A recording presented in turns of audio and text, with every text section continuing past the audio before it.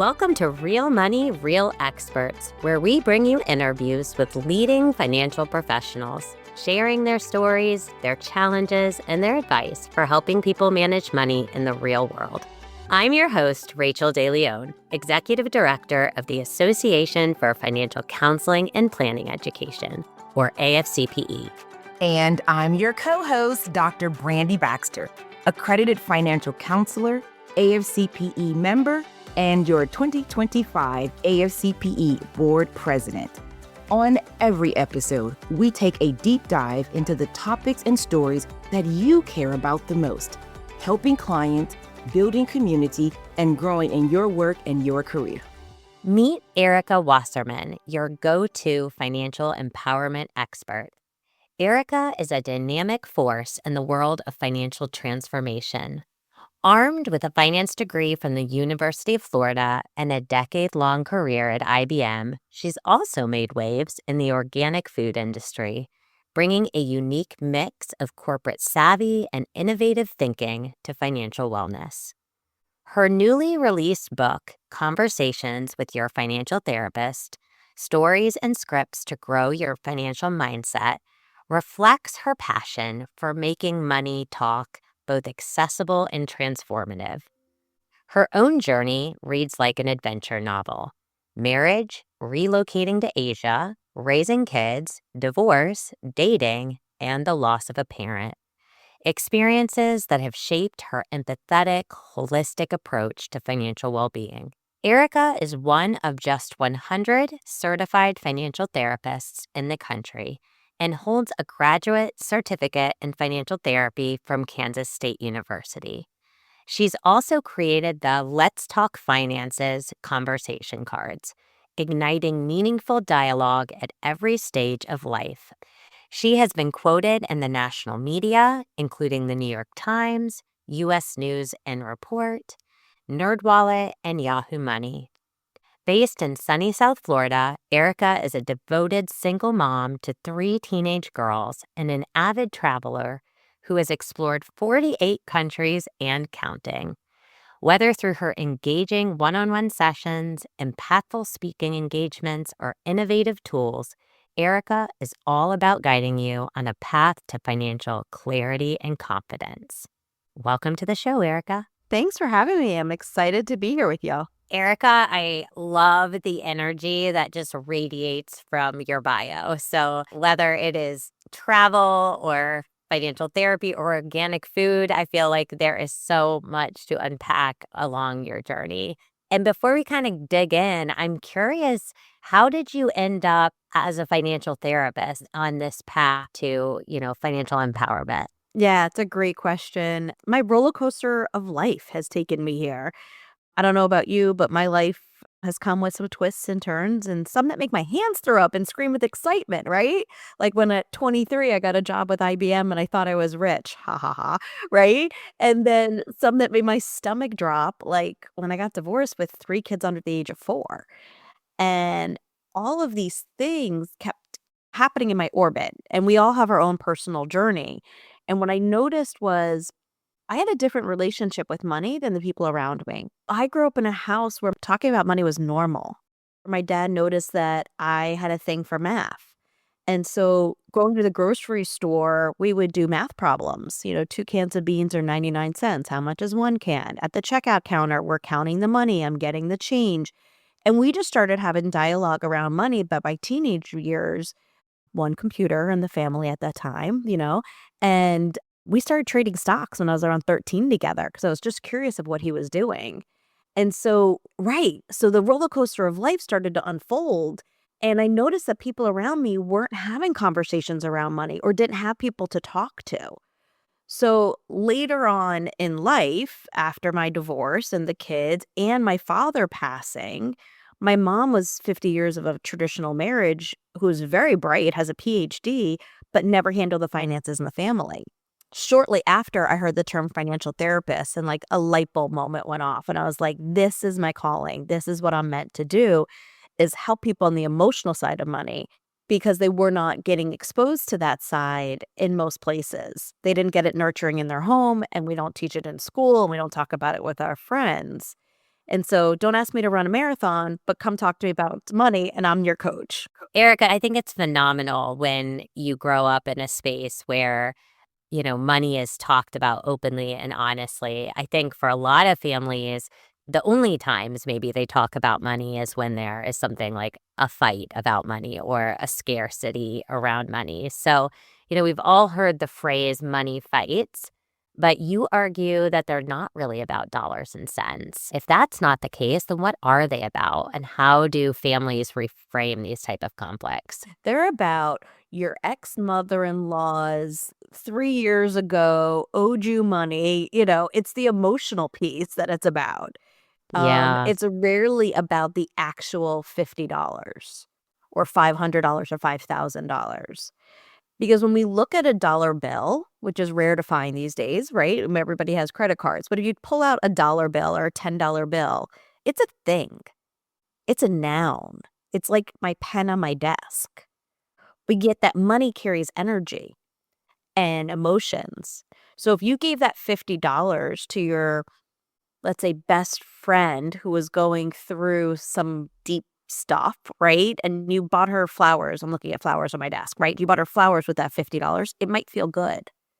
If you had to spend that same $50 to maybe get a nail out of your tire, might not feel as good, right?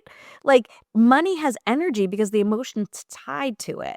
But we don't ever stop and pause and think, oh, that made me feel good. I want to do that again. No, that didn't make me feel good. I'm not spending my money where my values align. And that's what I work with clients a lot on is identifying where do your values align with your spending? And if they don't, how do we shift them? Erica, that's good that you connect with money and values and the emotion that we often attach. And so sometimes families, you talked about your family, but there are also other money narratives that happen at a young age and that can be ingrained. And one of those is money shame. What are some steps that you can share with our audience about breaking the cycle of money shame and creating a healthier relationship with their money? Yes. Oh, money shame. I work with people of ultra net worth wealth, right? And I also work with the everyday person. The one thing that's in common between both of those types of people is they've all made money mistakes. And you know what happens when you make a mistake and you don't have anybody to talk to about it or anywhere to release it or to let it go? That's where the shame builds.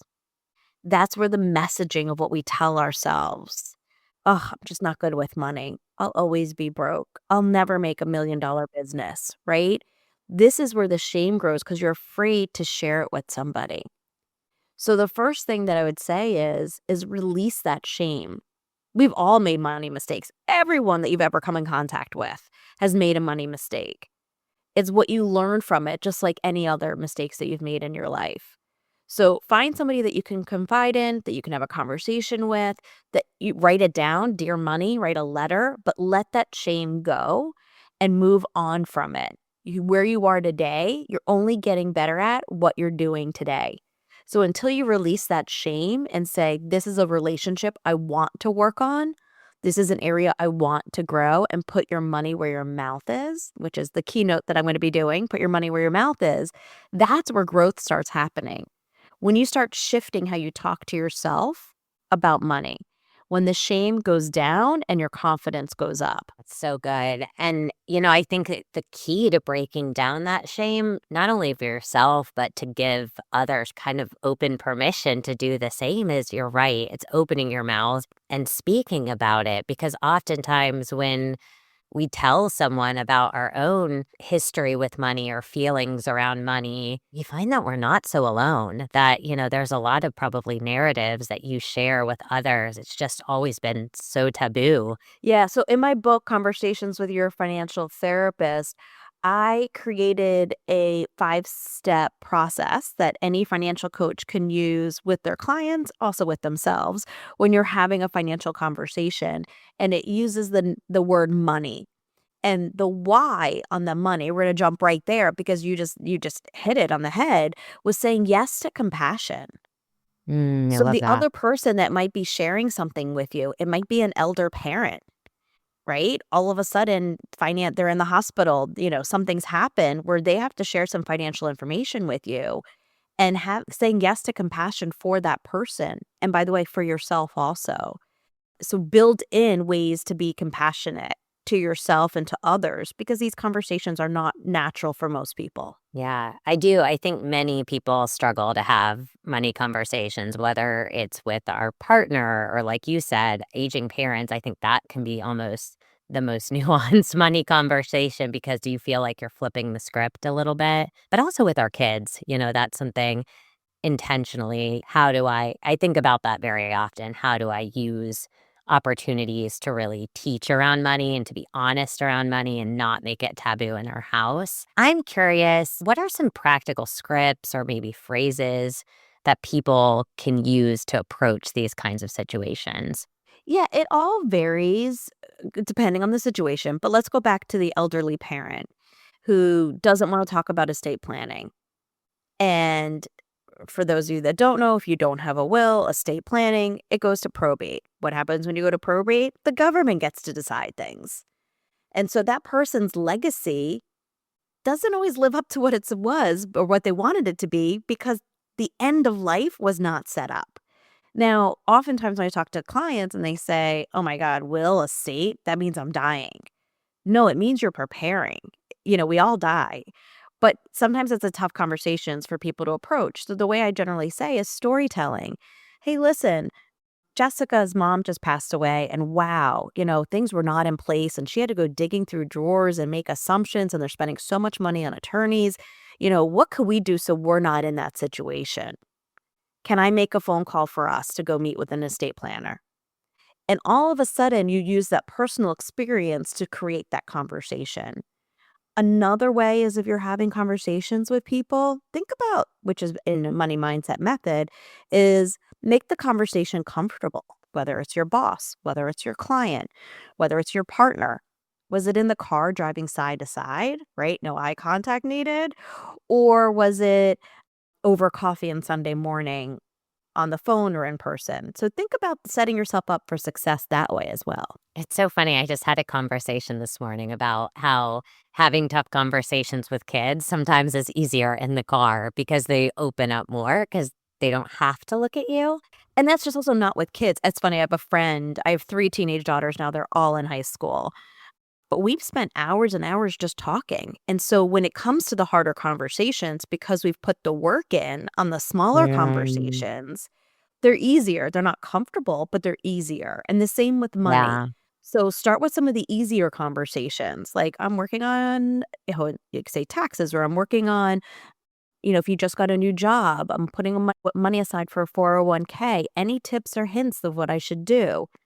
And all of a sudden, you're starting open dialogue between you and the other person. Erica, I love that the title of your talk for symposium is Put Your Money Where Your Mouth Is. But thinking about your bio, I recall reading a line that says you are one of 100 certified financial therapists. And that sounds like a big deal. Tell our audience a little bit about what it means to be a certified financial therapist and really what made that the line of work for you to specialize in. It's a new field. It's been around for about 10 years or so. And I'm certified through the Financial Therapy Association, which has, like I said, roughly 100 certified today. I have a graduate certificate from Kansas State University in financial therapy. And there's a few programs, University of Georgia, Texas Tech, University of Kentucky, Golden Gate, that are expanding this field. So yeah, it's super fun for me to be on the cusp of this growing and needed field for the emotional side of money. And the way I do financial therapy is a 4-step process. Think about a circle, and it starts with awareness. One is you have a relationship with money. Most of us are on autopilot that we're not even aware how it's impacting us. So first is awareness, and then we go into assessment. Let's start assessing your past, your present, what habits are working, what's not working.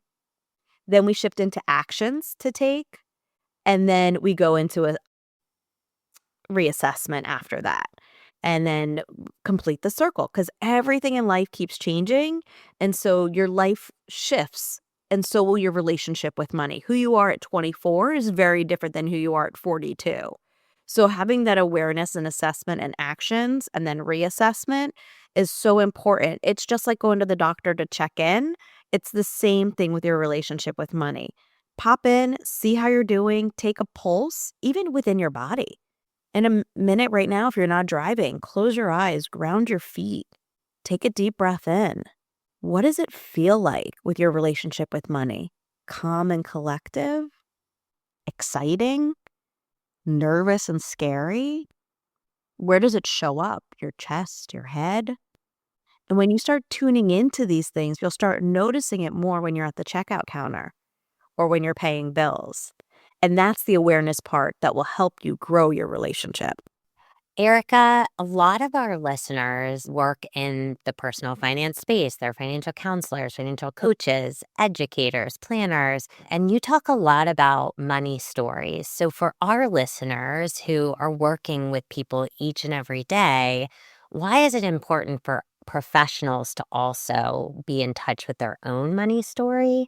And how does embracing that money story and understanding that money story impact the way they might guide a client or a group or a community? Yes, it's so important to understand your money story because how you show up for yourself and others is important. And without us realizing it, we have biases. And sometimes you'll notice you'll connect better with one client over another because they have similar stories. You've been there before. And the ones that you don't connect with right away is because maybe you don't relate as well.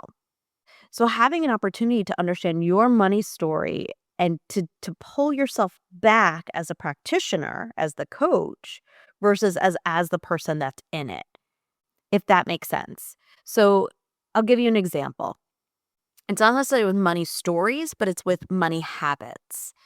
There are two different people that I work with. One are how people. How am I going to get this done? How am I going to afford this? How are we going to get there? Right?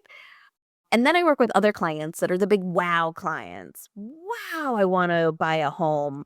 Wow, I want to, buy a yacht and live on it for retirement. Right? Big ideas. But you can't get those people to come back and fill out the spreadsheet or the paperwork, right? You've seen those. And the how people are so happy to fill out the paperwork and, they show up for the meeting on time. And so it goes back and forth. By identifying which one you are, you'll be able to prepare better for the client sitting across from you. So if you're sitting across from a person that's, how am I going to get this done? Very detailed oriented, you'll need to tap into your wow person. What big ideas can you bring to them? How can you get them to grow in their thoughts? And for your wow person, your job is to be the how. How are we going to get this done? What steps can we take that you'll actually do, right? One or two things, slow it down a little bit. So seeing who's across from you and adjusting your style is going to help you have more success with the client sitting across the table from you. That was so awesome. Thank you, Erika, for sharing that. I love the concept of the how and the wow people, because I know we have all seen clients like that showing up. One of the things that we like to do, Erika, Rachel, and I, is ask our guests to share their 2 cents. So we are gathering this proverbial knowledge bank, and we'd love for our podcast guests to share their 2 cents to add to the bank. So as you think about the body of work that you're doing and your experiences, what is something that you would want to share with our audience that they could kind of hang on to? What would be your 2 cents? My 2 cents is start the conversation. Just start it. If you don't know how, we have ChatGPT. Get a prompt, right? I mean, you could use the cards or the books, but the longer you put off the conversation, it's like a toothache. What starts off as a toothache ends up in a root canal. More expensive, more painful, and it lasts longer for you, right? All the pain and agony. The same as with a financial conversation. So start the conversation. You could stumble through it. That's okay.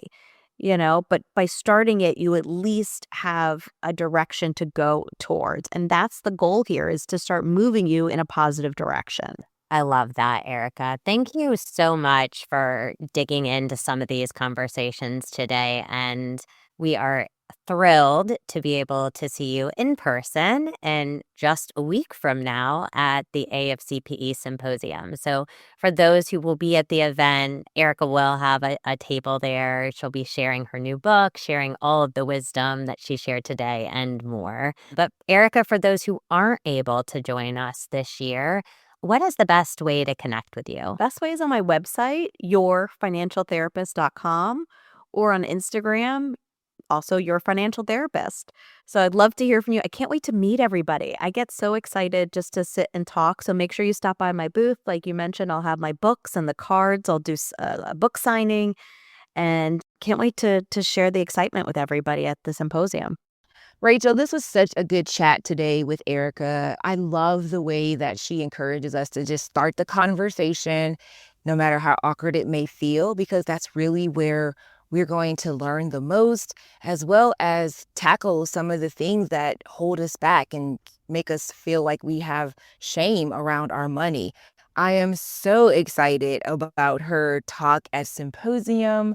Put your money where your mouth is, as well as looking forward to getting a signed copy of her book. As many of these keynote conversations do, it makes me even more excited for what's coming in the week ahead. The one phrase I wrote down from this conversation today was yes to compassion. And I think that phrase works with how we have empathetic conversations with clients, but it also works for ourselves. And so I think, when we look at our relationship with money, even personal finance experts have complicated relationships with money. It's human. And so having yes to compassion for ourselves and for others is such an important part of the journey. And I hope this episode gives our listeners a sneak peek at what her keynote is going to be about. Erika is funny, she's engaging, but she knows her stuff. So I'm super looking forward to it. And those who are listening now, you're in for a treat at Symposium. And if you're unable to join us live, make sure you sign up and get the virtual copy so that you can enjoy all of our fantastic keynotes as well as the breakout sessions. The opinions of our podcast guests are their own, which means that their stories, views, or lived experiences may differ from yours or mine. However, the one thing you will always find on this show is a common thread. Our guests are passionate about helping people with their money to improve their lives, and they believe in upholding high standards for the clients and the communities that they serve. We encourage you to tune in to Real Money, Real Experts with open curiosity. Why? Because it's oftentimes in the conversations where viewpoints or stories differ from our own that we learn the most.